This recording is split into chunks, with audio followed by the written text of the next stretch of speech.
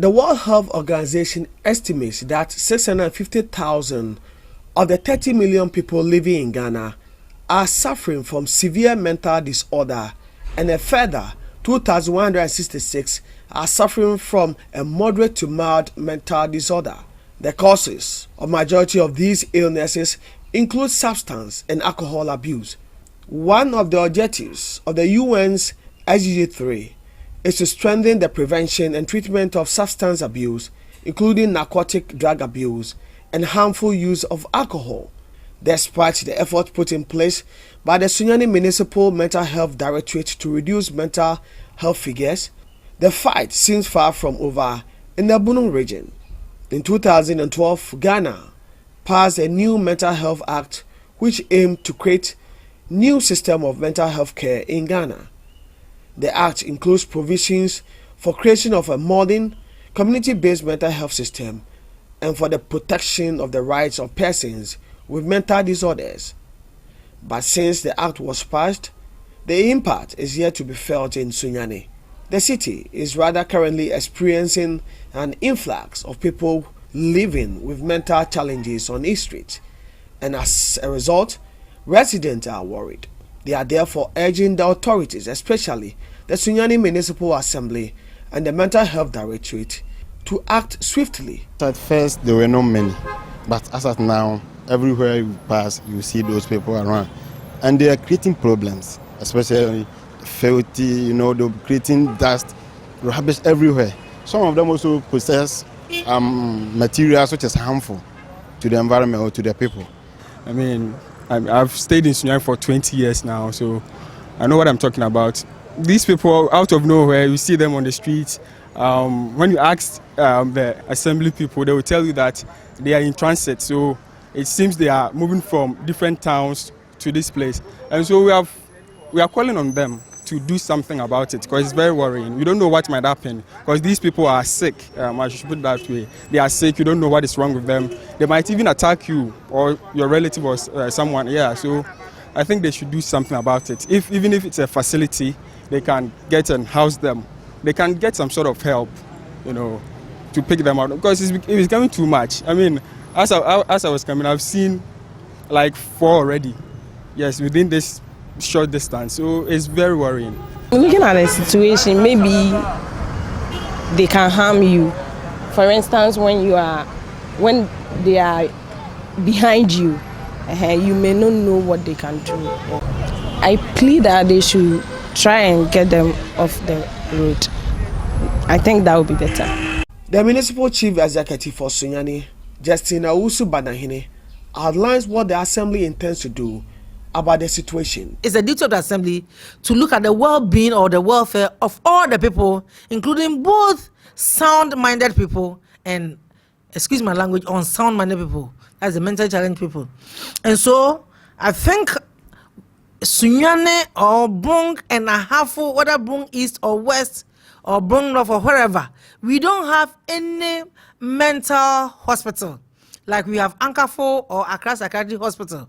And so I, together with my people at the Assembly, come Thursday, we're going to meet the Assembly members and want to sit and discuss if we have to bus all of them to a mentally home like Accra Psychiatric Hospital or Ankafo. Depending upon the answer that I'll get from my Assembly members, then I'll make an effort.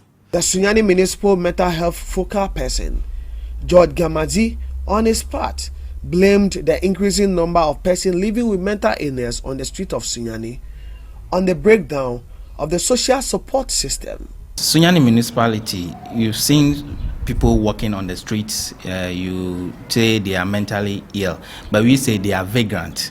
Yes, for some time you've been seeing such issues around.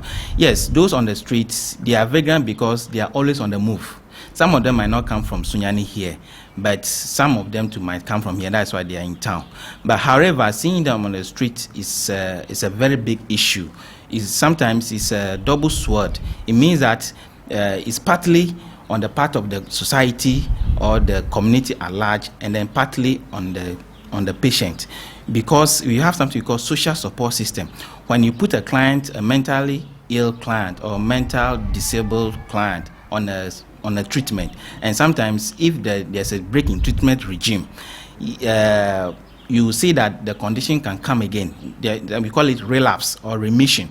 So if there's a break in social support system, in the terms that the client may not get money to secure the drugs, even if the drugs are available, they don't have that kind of support from the family to come for continuity of care, and sometimes to availability of the psychotropic itself. So these challenges will sometimes push the patient not to comply with the treatment regimen. And what will happen is that when you don't follow the treatment regimen, you relapse or you go into a remission. So, and then if nobody is there to help you, nobody is there to support you, then what happens is that you leave the house and then now start roaming. That is why most of the time you see clients roaming on the street, not because they want it, but there's a system failure.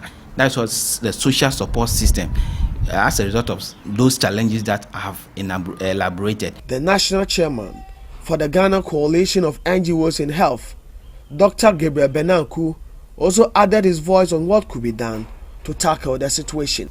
This is a known fact. The research have shown that it's just clear. What we have lacked over the years is lack of political will. That's the first critical thing. Because funding is by political decision.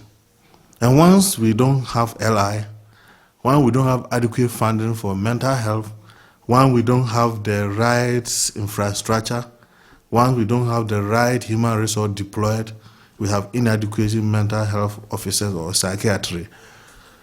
Automatically, the effects are those who could have been treated earlier are on the street. And those who are on the street, if we had specialists, we could have picked them and we can put them back to their family. So, Sunyani, looking at our situation, how can we fight this? We need to have multi-stakeholder task force. Civil society, the district assembly, the regional health administration, the municipal health administration, the mental health authority, the traditional authority, Nananum, and the media coming together. Let's decide what we want to do to clean Sunyani Township. Families with mentally ill persons are being encouraged to ensure that their relatives seek early treatment to prevent them from walking on the streets of Sunyani. For Citi News, I am Michael Sapon Infum.